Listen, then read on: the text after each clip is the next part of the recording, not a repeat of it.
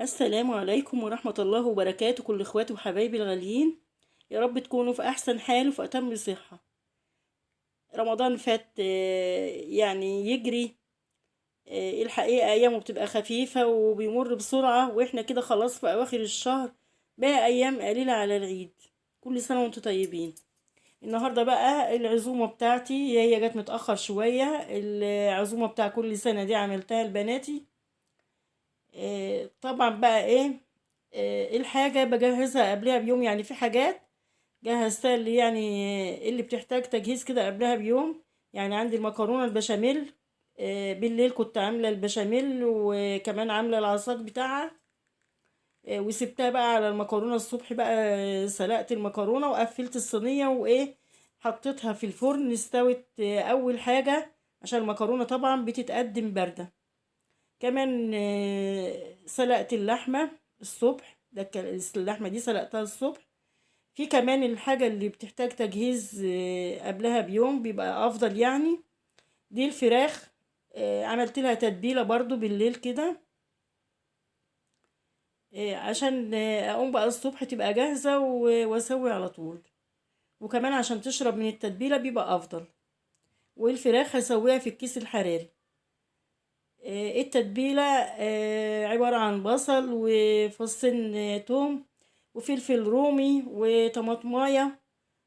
حطيت معاها كمان فصين حبهان. حطيت ورقتين لوري. طحنتهم كده مع التتبيلة دي في الخلاط. والفلفل الأسمر والملح وشوية شطة كده صغيرين. وتبلتها وسبتها لتاني يوم. بعد طبعا المكرونة، ما طلعت المكرونة بدأت عملت بقى الفراخ، حطيتها في الكيس الحراري. الكيس الحراري بقى يا جماعة ميزته بيسوي الحاجة ما شاء الله، يخليها دايبة وجميلة. زي ما انتوا شايفين كده، ودخلتها الفرن. هنا كمان بقى مع الأكل ده. أنا هعمل طبيخ، بعمل نوعين طبعا. لأن عندي لحمة، وعندي أنا في البيت بيحبوا اللحمة مع يعني تبقى في التسبيكة وكده. فهنا اللحمة بعد ما بتستوي بنزلها كده في التسبيكة دي، برضو أنا عاملاها من بالليل. مجهزاها برضو من بالليل.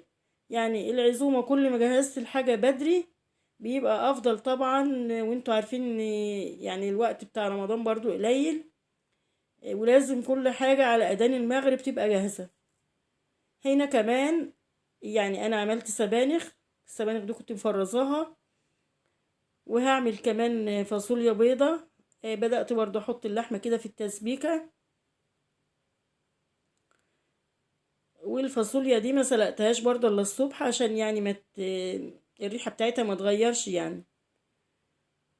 بس وكده الطبيخ بتاعي بقى جاهز. وهنا كمان الفراخ استوت في الكيس الحراري ما شاء الله، مخليها يعني دايبة وجميلة. وما بتاخدش وقت، هي الفراخ بتبقى فيها مية. كمان مع التتبيلة اللي انا حطاها لها دي كنت ضربها في الخلاط، فاستوت يعني ما خدتش وقت. كده بقى. انا هطلعها من الكيس وهرصها في اي صواني تانية. وهدخلها الفرن تاخد وش بس على السريع كده. لكن هي ما شاء الله يعني التسوية بتاعتها جميلة جدا. وطعمها كان جميل برضو عشان التتبيلة. كده الفراخ برضو طلعت اهي. عاملة بقى رز، وعملت كمان شوية سلطة.